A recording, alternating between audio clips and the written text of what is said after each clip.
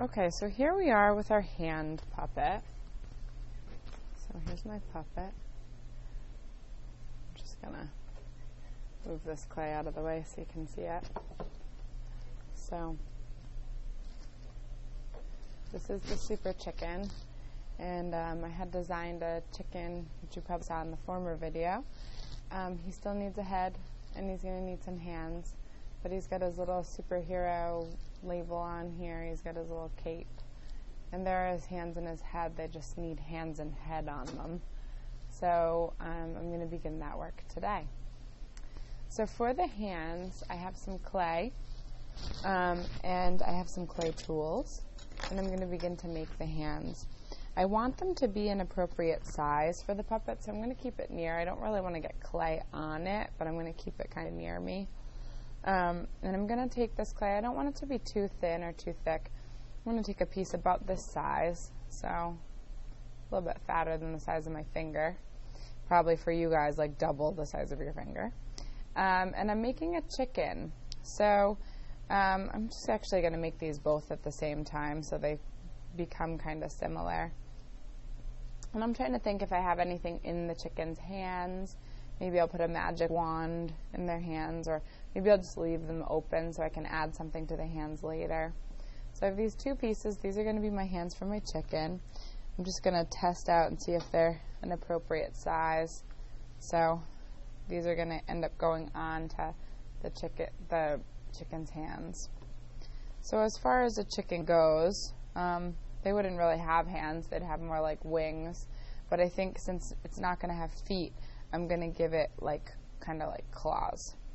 So I'm going to put some slices into my clay and make 3 pieces that are going to end up becoming claw-like.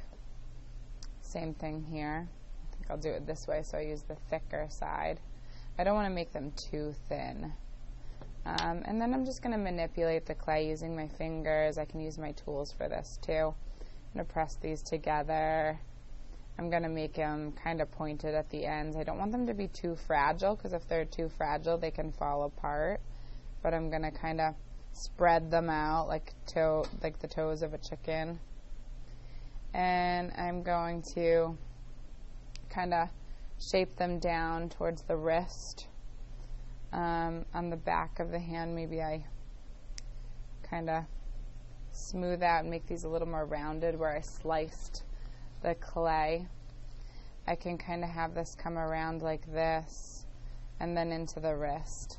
Now as far as the wrist goes, I want to be able to sew this into the fabric, so I'm going to make some holes around the wrists that I can put my needle through later. And that's going to be kind of challenging to do because they need to be big enough for the needle to get through them. So I'm going to flatten out the clay a little bit around the edges so that I can make those holes most effective. So I'll flatten out the clay around the edges, and once I've flattened out the clay around the edges, you know, the holes are going to be the last thing I'm going to add, so I'm just going to take a real look at my hand and say, okay, what other tweaks do I want to do here? I'm going to take and I'm going to remove some of the clay from between the fingers so they look a little bit more separated. Kind of carve it away with my needle tool here, or you can use other tools to do things like that too. These kind of ribbing tools help with that. So I can come in here and kind of carve some of this clay away. I want to remove any of these little pieces of like dots of clay that get built up, so I oftentimes just smear them on the board here or on another piece of clay to get rid of those extra smears. Also, the claw would kind of come out of the fingers of the clay, so I can use my tools to just come in here and kind of press around, making it look like that claw is attached to the finger. Just going to carve a little way. I don't actually want to make it all the way around because I don't want to make it weak, like it could fall off, because this is going to be kind of fragile. But I am going to make this little crease to make it look like, okay, that's where the claw starts. I can also come in here and pinch the claw a little more so it's more like pointed on all of them. make it a little smoother. Those are my little chicken claws. Again, spreading these out more. They look a little kind of scary, but that's okay. It can be a scary chicken claw. And then I'm going to take my needle tool here, and I'm going to pierce through, especially around the side here, like the lower side. I'm going to pierce through. Oops, I pierced all the way through. So that's not going to work. So I need to smooth this back together, close this hole up, and then try again, because that must mean that I went too close to the edge on the hand. So I'm going to try again. I'm going to spread this out a little more. I'm going to come in more this time so I don't pierce through the edge. I'm going to come in a little further here, and I'm going to just roll that needle tool around in that space, making that hole plenty big. It's going to shrink a little in the kiln, so I want to make sure it's going to be big enough to get a needle through. Okay, and it's probably a good idea for you to have like 4 or 5 of these. So I'm going to come around here, and I'm going to make another one here, because we're going to sew through these and kind of create an intricate pattern with our needle and thread that gets this to really stay. Again, I want this to be clear. I want to be able to see right through it, so I can flip this over. Where I pierce through on the other side, it's very textured, so I'm going to remove some of that texture to really make sure that doesn't close up, and also to make it just look a little neater too. So I'm going to kind of make these holes nice and smooth. And like I said, I'm going to make 4 or 5 of them.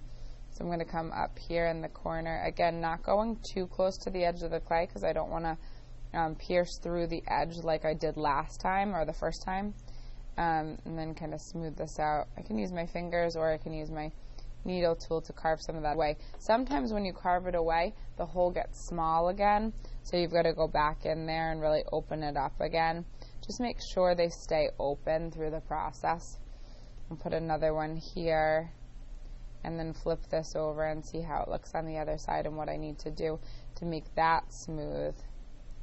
And then I'm going to put one more just to be really sure. I think I'll put it right through the middle of the hand here and really open that up. Okay, and at this point, as long as I smooth out these holes on both sides, I really have my chicken claw done and ready to dry out and go into the kiln. And I can do the same thing to the other one, so I've got 2 of those. What's going to happen with them when they come out of the kiln, and again, I don't want to get clay on my puppet, but they're going to get sewn here, kind of on your edge. So you're going to have these like really cool hands that go with your puppet. So yeah, that's where we're going with this.